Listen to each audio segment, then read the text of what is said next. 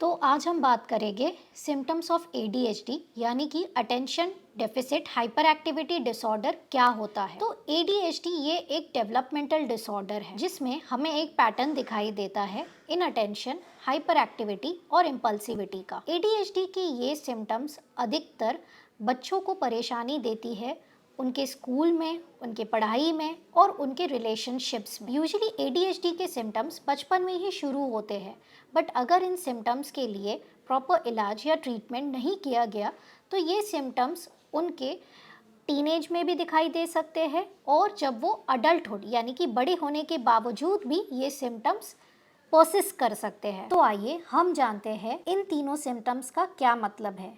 इनअटेंशन यानी कि ध्यान ना दे पाना, हाइपर एक्टिविटी यानी कि बच्चा बहुत ज्यादा उछलता कूद रहा है या बहुत ज्यादा बातें कर रहा है, इम्पल्सिविटी यानी कि बिना सोचे समझे कोई कार्य करना या फिर अपने में एक सेल्फ कंट्रोल ना होना। अधिकतर बच्चों में कई बार दोनों सिम्टम्स पाए जा सकते हैं, जैसे कि इनअटेंशन और हाइपर एक्टिविटी दोनों हो सकते हैं या कई बार सिर्फ इनअटेंशन के सिम्टम्स होते हैं। तो इनअटेंशन बच्चों में किस रूप में दिखाई देता है? यदि आप नोटिस कर रहे हैं कि बच्चे से जब भी आप बात करते हैं तो आपको ऐसा लगता है कि बच्चा आपकी तरफ ध्यान नहीं दे पा रहा, उसे डिफ़िकल्टी होती है किसी भी लंबे टास्क में बहुत ज़्यादा देर के लिए फोकस कर पाना, जैसे कि फॉर एग्जांपल इवन ड्राइंग भी हो तो भी वो ज़्यादा देर के लिए टिक के नहीं बैठ सकता और फोकस नहीं कर पाता, ड्राइंग हमेशा अधूरी होती है।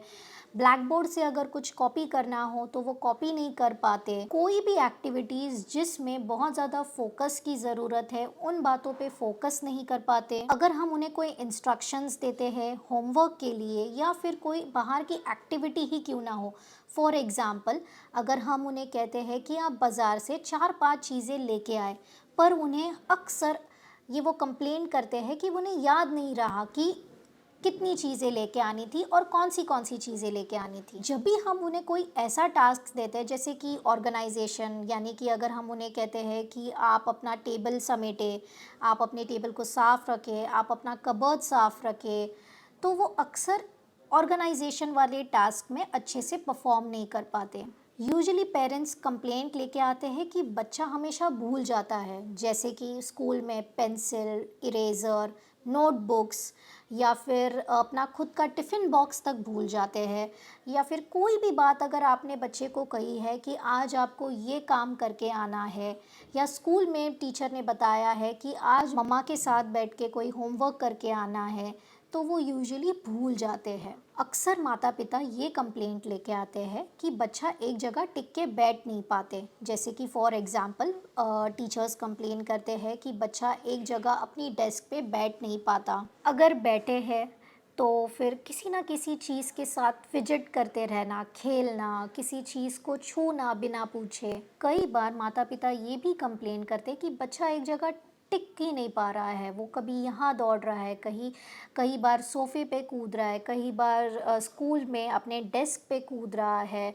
कभी कोई ट्री है तो ट्री पे चढ़ने की कोशिश कर रहा है। बच्चे बातें कर रहे हैं तो बातें ही किए जा रहे हैं। अगर हम जब भी बच्चे को कोई सवाल पूछ रहा है तो वो सामने वाले का क्वेश्चन बिना कंप्लीट हुए पहले ही कोई जवाब देना। यूजुअली माता पिता ये भी कंप्लेन करते हैं कि जब भी बच्चे के साथ किसी लंबी कतार में खड़ा रहना पड़े तो बच्चा खड़ा नहीं रह सकता, अपने टर्न के लिए वेट नहीं कर सकता। अपने फ्रेंड्स के साथ जब भी खेलते हैं तो अपने टर्न के लिए वेट नहीं कर पाते, वो हमेशा सबसे पहले एक्टिविटीज़ कंप्लीट करने की कोशिश करते हैं। जब भी कोई अगर बातें कर रहा है, मानो घर में दो लोग बातें कर रहे हैं तो बच्चा बीच में आके अपनी बात रखने के लिए कोशिश कर रहा है, या फिर वो कहता है कि आप पहले मेरी बात सुनो। ये लक्षण स्कूल में भी पाए जाते हैं, जैसे कि जब भी कोई दो स्टूडेंट्स कोई होमवर्क करे, कोई एक्टिविटी कर रहे हैं तो बच्चा बीच में आके अपनी बात करने को देखेगा या फिर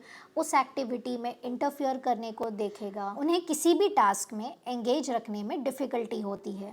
यदि इनमें से कोई भी लक्षण आपको आपके बच्चे में दिखाई देते हैं तो हो सकता है उन्हें एडीएचडी यानी कि attention deficit hyper activity disorder है। और इसकी जांच के लिए आपको साइकेट्रिस्ट और साइकोलॉजिस्ट मदद कर सकते हैं और आपको इस बीमारी की जानकारी और मिल सकती है। इनके लिए कई प्रकार के थेरेपीज प्लान किए जा सकते हैं, जैसे कि ऑक्यूपेशनल थेरेपी, बिहेवियरल थेरेपी। कई बार कुछ बिहेवियर्स के लिए दवाई की आवश्यकता हो सकती है। ऐसे ही कुछ जानकारी भरे वीडियोस के लिए जिससे बच्चों को सहायता मिले, आप हमारे चैनल द हर्मिटेज को सब्सक्राइब करें। Thank you.